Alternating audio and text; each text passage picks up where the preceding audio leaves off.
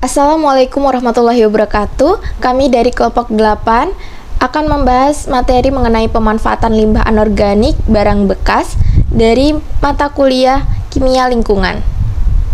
Adapun anggota dari kelompok kami yaitu yang pertama ada Anissa Aulia Sapitri dengan NPM 20, Ayu Febrina Mutiara Atta dengan NPM 62, Elizabeth Erlia Nadia Putri dengan NPM 42, Muhammad Fasya Wiranata dengan NPM 03, dan saya sendiri Upit Nurjana dengan NPM 50. Adapun pokok bahasan yang akan kami bahas yaitu yang pertama pengertian sampah anorganik, yang kedua contoh sampah anorganik, yang ketiga ciri dan karakteristik, yang keempat jenis sampah anorganik, yang kelima prinsip pengolahan sampah, yang keenam dampak negatif, dan yang terakhir manfaat sampah anorganik. Baik, untuk materi yang pertama yaitu pengertian sampah anorganik.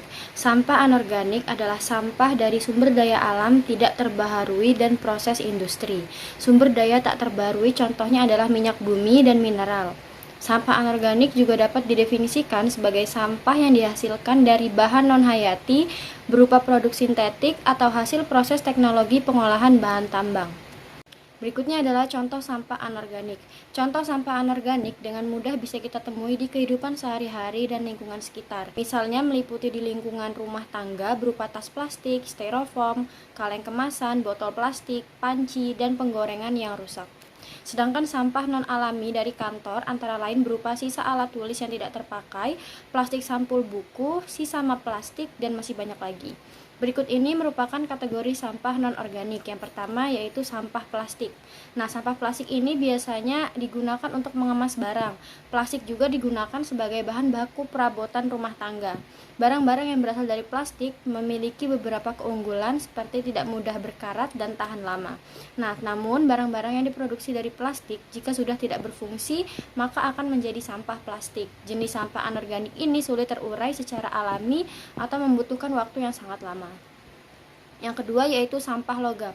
Sampah ini ialah limbah yang berasal dari bahan logam. Contohnya yaitu besi, kaleng, aluminium, timah, dan jenis logam lainnya. Kaleng merupakan sampah logam yang paling banyak ditemukan dan didaur ulang dengan nilai ekonomis yang cukup baik. Yang ketiga yaitu sampah gelas atau kaca. Sampah non-organik ini berasal dari bahan kaca. Contohnya adalah gelas atau piring yang telah pecah dan tidak dapat lagi digunakan. Yang terakhir yaitu sampah kertas. Sampah kertas termasuk jenis sampah anorganik. Meski kertas terbuat dari bahan alami, namun karena sampah ini dapat didaur ulang seperti sampah non-organik lain seperti gelas, kaleng, dan plastik, maka kertas dikategorikan sebagai sampah non-organik. Baik, materi yang selanjutnya adalah ciri dan karakteristik. Sampah anorganik lebih mudah diolah dibandingkan sampah organik. Pengolahan sampah ini sangat penting sebab jika dilakukan secara tepat akan mengurangi dampak negatif sampah terhadap lingkungan. Berikut ini merupakan ciri-ciri sampah anorganik. Yang pertama yaitu sulit terurai. Ciri utama dari sampah Yang pertama yaitu sulit terurai. Ciri utama dari sampah non-organik atau non-alami adalah sulit terurai. Limbah anorganik bukan tidak dapat terurai sama sekali, melainkan membutuhkan waktu yang sangat lama untuk membusuk dan terurai secara alami. Bahkan beberapa jenis sampah memerlukan waktu puluhan tahun agar dapat terurai menjadi unsur yang lebih kecil, misalnya sampah plastik yang berada di laut. Karakteristik tersebut menjadikan sampah anorganik sering menjadi sumber masalah lingkungan. Akibat sulit terurai, sampah yang terbuang di alam akan menumpuk dan mengganggu makhluk hidup lain. Yang kedua yaitu terbuat dari bahan pabrikasi. Ciri berikutnya adalah diproduksi dari bahan-bahan pabrikasi atau sintesis. Contohnya ialah styrofoam yang termasuk sampah non-alami. Styrofoam terbuat dari campuran bahan-bahan sintesis seperti polistirena dan gas CFC atau freon yang dapat merusak lapisan ozon. Yang terakhir yaitu yang ketiga bisa didaur ulang. Meski sulit terurai, keunggulan sampah anorganik yaitu mudah diolah kembali, baik diolah untuk kebutuhan lain atau diolah kembali menjadi barang baru yang lebih bermanfaat.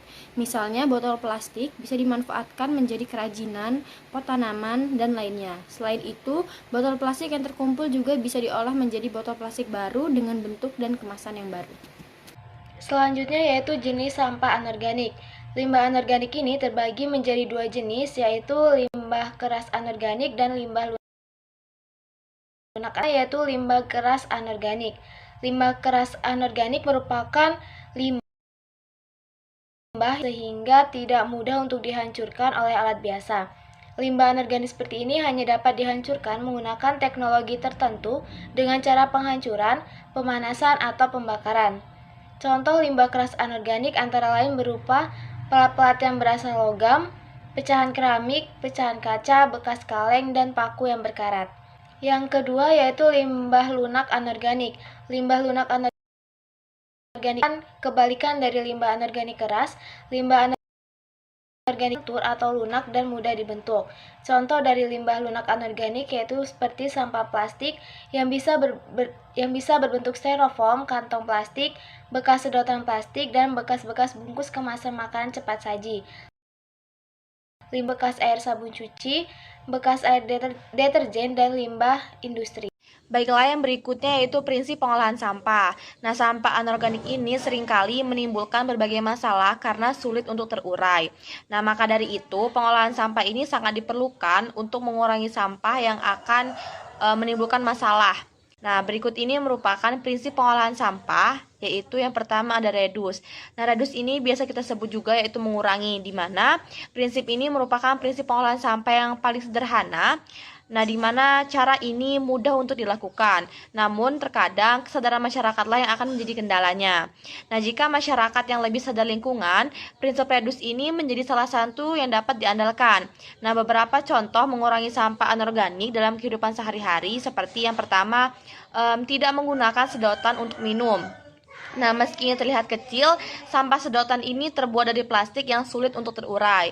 Yang kedua, apabila membeli makanan, ada baiknya membawa kotak makan sendiri untuk mengurangi penggunaan kemasan makanan. Yang ketiga, membawa kantong belanja sendiri untuk mengurangi sampah plastik dalam bentuk kantong belanja. Dan yang terakhir, membawa botol minum sendiri dan tidak membeli minuman dalam bentuk kemasan. Kemudian prinsip yang kedua yaitu reuse, yaitu untuk menggunakan kembali, di mana kita ini bisa memilah sampah anorganik yang sekiranya masih bisa dimanfaatkan untuk kepentingan lain. Nah, gunakan kembalilah barang-barang yang masih layak kita gunakan yang dapat dimanfaatkan kembali.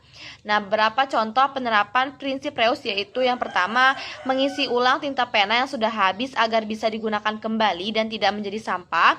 Yang kedua, memanfaatkan kaleng makanan untuk pot tanaman. Yang ketiga, memanfaatkan kaleng cat besar untuk bak penampungan air di kamar mandi.